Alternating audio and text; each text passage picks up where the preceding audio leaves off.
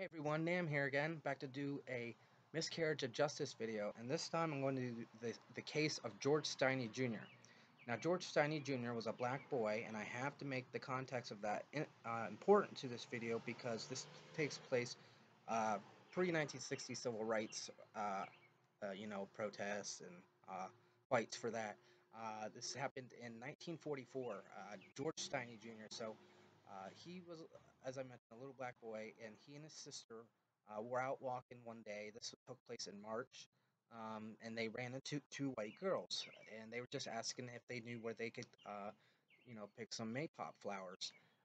And George and his sister had a brief interaction with the girls, and on their merry way they went. Uh, in a 24-hour period, maybe less than a day later, these girls were reported missing. And I believe it was said George had mentioned that he had seen those girls. And matter of fact, this video I saw regarding the case, it has it where he's interacting with his dad that he had saw those girls, and then like later on, the police stopped by a day later and asked him how'd you know that where they would be. But he's, as he mentioned, he ran into them, so he just knew he saw the girls. It didn't, obviously that doesn't necessarily mean he did anything himself, but again, 1940s, so they just automatically assumed that he was the one that killed them. These girls were killed, blunt force trauma to the head, with probably something like, according to this article I'm just reading, it was the size of a hammer. But there was no physical evidence. There was no, obviously, DNA that didn't really occur at that time at all. And so George was kind of, in a really bad spot here. Uh, so during the interrogation, they starved him actually, and so they could get a confession out of him, and then they gave him an ice cream, also just so they could use that against him. But obviously, no, his legal rights were violated, civil rights, all that. The whole case was a sham to say the least.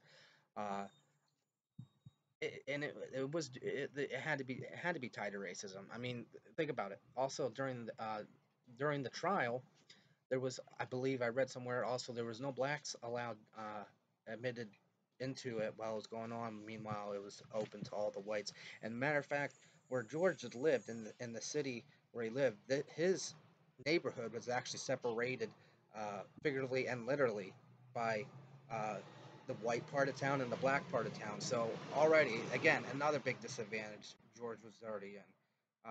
So I mean, you had segregation, you had racism, you had the town divided and by figurative and literal physical uh, distances. So I mean, he was already facing an uphill battle. He didn't even get to see his parents until after they got a conviction out of him, or that he was convicted. Another interesting fact of this case: George Stinney Jr., when he was executed, he was only 14. To this day, he's the youngest person ever executed by the United States. No, that's another sad tragedy fact about that case. Um, Another interesting tidbit: about 1995, a teacher of George Stinney's went on the record to say, "Oh, that he believed that George did it, and that a day prior to the killings, I believe he had to stop George from bullying someone, or he had threatened to kill someone." Um, I don't have the his exact words, but I remember his sister then reached out and contacted that teacher and says, that's a lie. Uh, and then why asked him why would he say that, and the teacher said, "quote They paid me to." And as far as who they are, we don't know exactly, but it looks like another attempt at trying to control the narrative and keep the masses at bay to make sure they at that time, keep that narrative alive. But then in 2004, an opening of the reopening of the case happened, and then by 2014, George Stinney was legally exonerated, and it was obviously, as obviously seen, his he had all of his rights violated, no proper representation, um, and it was a quick rush to judgment. The police knew what they did. They got a confession out of a little black boy, and they could execute him. So that was the story of the case.